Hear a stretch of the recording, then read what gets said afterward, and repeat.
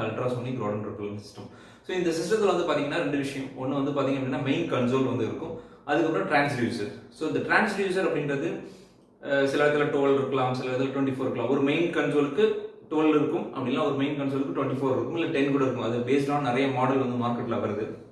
10 தான் கனெக்ட் பண்ண முடியும் ஒரு மெயின் ஒரு 10 டிரான்ஸ்டியூசர் தான் ஒரு மெயின் கன்சோலில் கனெக்ட் பண்ண முடியும். இல்லை 12 இல்லை 24 அப்படின்னு ஒரு லிமிட் வச்சுப்பா. அந்த லிமிட்டுக்குள்ள நீங்கள் கனெக்ட் பண்ணிக்கலாம். ஒரு டிரான்ஸ்டியூசருடைய கவரேஜ் ரேஞ்ச், கவரேஜ் ஏரியா, அது வந்து நீங்கள் வந்து பார்த்துக்கணும். அது வந்து ஒரு ப்ராடக்ட்டுக்கு அந்த மாதிரி மினிமம் வந்து ஒரு 300 ஸ்கொயர் ஃபீட்லேருந்து 600 ஸ்கொயர் ஃபீட்டுக்கு வரைக்குமே அது கவரேஜ் ஏரியா இருக்கும். அதாவது எந்தவித கிளியரன்ஸ் நல்லா இருக்கும் போது இந்த ரேஞ்ச். இதுவே வந்து below false flooring, above false ceiling, அதோட இது வந்து கொஞ்சம் கம்மியாகும். 150லேருந்து ஒரு 300 ஸ்கொயர் ஃபீட் வரைக்கும் அதோட கவரேஜ் இருக்கும். ஸோ அது வந்து நீங்கள் செலக்ட் பண்ணும்போது இப்போ உங்கள் ஏரியா என்ன, ஓவரால் ஸ்கொயர் ஃபீட் என்ன, அதில் வந்து பிலோ ஃபால்ஸ்